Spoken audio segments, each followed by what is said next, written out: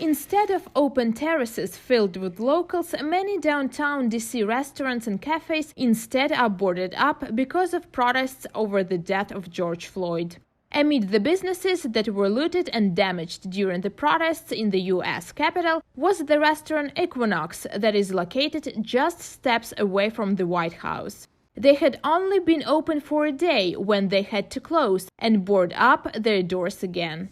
You know, the first night we did walk down there when we heard what was going on, adrenaline kind of kicked in, and we went, you know, with the permission of the police, to go down. And you know, you're like, it's like a mother, you know, you see your child pinned under a car and suddenly you can lift the car.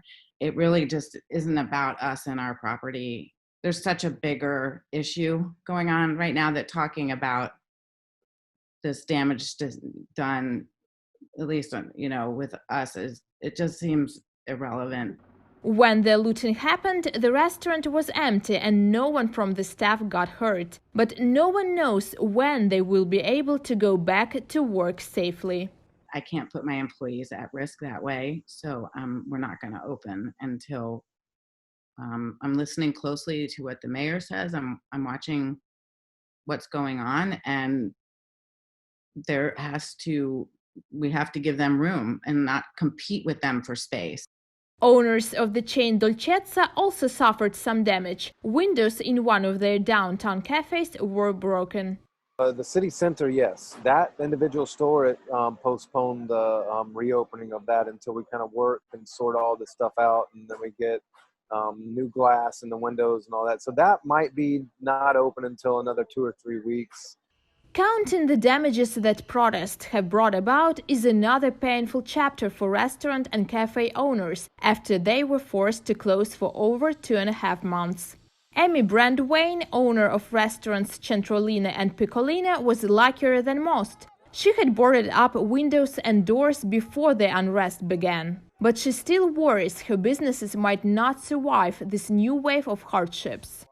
I actually can't sustain the economic damage that would entail, like, replacing the windows.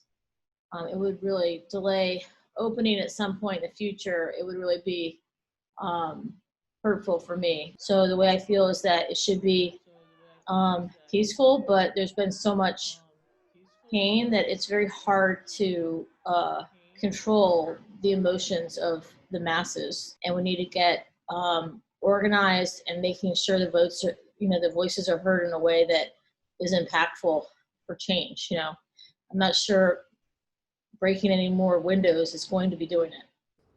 However, there are a lot of business owners that say they back the protesters no matter what, and if they sustain certain damage, so be it. Whether you want to argue if it's all peaceful and that's the way to happen, or whether you want to argue, no, we must rise up, and within the rise there is violence and there is destruction. I honestly, I don't know the way to what is the right way, if there is any right way for that to be able to happen. All I care about is it to happen.